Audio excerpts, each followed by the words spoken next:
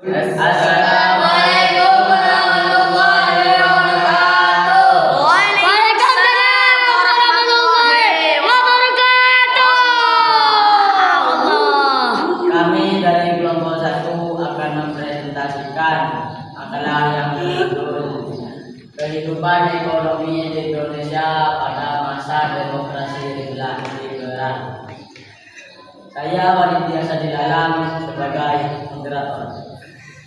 Saya Febrian Masa sebagai pemateri 1. Saya Iqbal sebagai pemateri 2. Saya Rizal sebagai pemateri ketiga. Saya Mandalan pemateri keempat. Kepada pemateri pertama untuk menyampaikan materinya.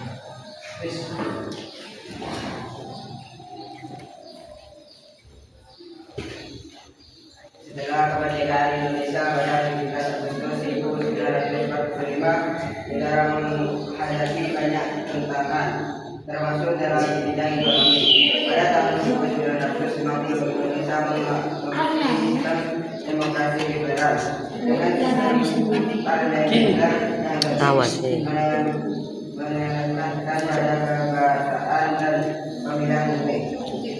Masa ini berlangsung dari pembentukan Konstitusi 1950 hingga diberlakukannya Dekret Presiden 1950 yang mengakhiri sistem parlementer dan beralih ke demokrasi tertutup. Kerusakan infrastruktur Indonesia mewariskan banyak kerusakan dari Perang Dunia Kedua dan Perang Kemerdekaan melawan Belanda. Keterbelakangan ekonomi sebagai dasar perekonomian masih bergantung pada sektor pertanian dan Indonesia masih belum memiliki industri yang cukup kuat.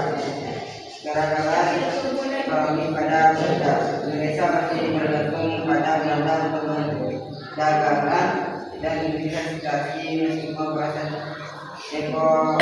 dekolonisasi berjalan karena ekonomi setelah kemerdekaan. Inflasi melonjak tinggi, terutama akibat defisit anggaran negara dan kurangnya cadangan. Devisa devaluasi mata uang pada 1950 terjadi devaluasi besar terhadap mata uang Indonesia yang memperburuk daya beli masyarakat. Krisis panggang terjadi di beberapa daerah yang mengarah pada kelaparan dan masalah distribusi.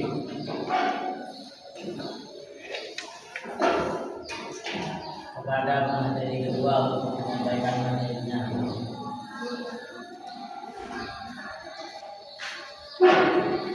Tentang ekonomi pada masa demokrasi global. Sumber ekonomi utama. Sumber utama perekonomian Indonesia masih mengandalkan ekspor komoditas alam seperti karet, minyak, dan kopi. Kontrol atas ekonomi. Pemerintah melakukan usaha untuk mengontrol dan memonopoli perdagangan. Tapi banyak ketidakstabilan dalam pasar internasional mempengaruhi pendapat negara. Perekonomian yang tergantung pada ekspor. Pembentukan Bank Indonesia 1953. Bank Indonesia didirikan untuk mengatur moneter dan mengendalikan inflasi. Meskipun tidak sepenuhnya berhasil. Investasi asing. Pemerintah mencoba menarik investasi asing, namun banyak perusahaan asing masih ragu untuk berinvestasi karena ketidakstabilan politik dan ekonomi. Pembangunan infrastruktur. Fokus pada pembangunan infrastruktur untuk mendukung perekonomian, meskipun kendala finansial membuat pencapaiannya. Kepada pemateri ketiga untuk menyampaikan materinya.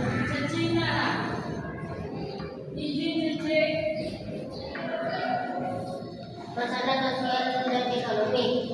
Kemiskinan. Mayoritas penduduk Indonesia hidup dalam kemiskinan, terutama di pedesaan. Kesenjangan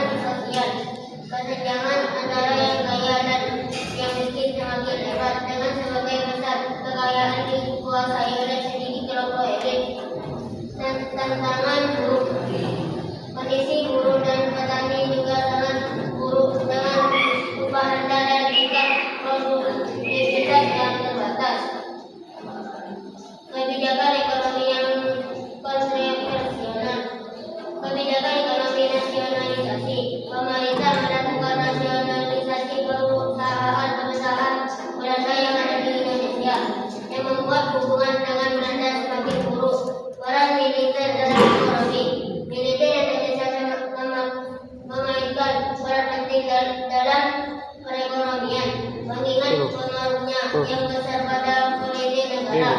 Proyek-proyek pembangunan, berbagai proyek pembangunan infrastruktur besar-besaran, namun seringkali terhambat oleh birokrasi yang rumit dan kekurangan dana.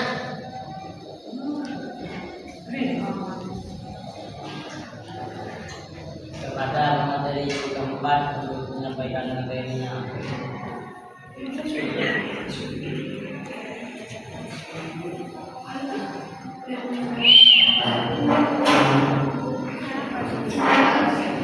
Sisi demokrasi meskipun ada upaya-upaya untuk memperbaiki ekonomi, kondisi ekonomi Indonesia tetap tidak stabil selama masa demokrasi berjalan. Pada tahun 1247 setelah serangkaian transaksi politik dan ekonomi, Presiden Soekarno menemukan dekret presiden yang memiliki sistem otoriter dan ketiganya ada sistem demokrasi terpimpin yang membawa perubahan besar dalam pertumbuhan ekonomi negara. Masa demokrasi liberal Indonesia penuh dengan ketegangan ekonomi, inflasi tinggi, dan ketegangan yang kuat pada komoditas alam. Upaya pembangunan ekonomi oleh masalah terkenal seperti korupsi, demokrasi, dan politik.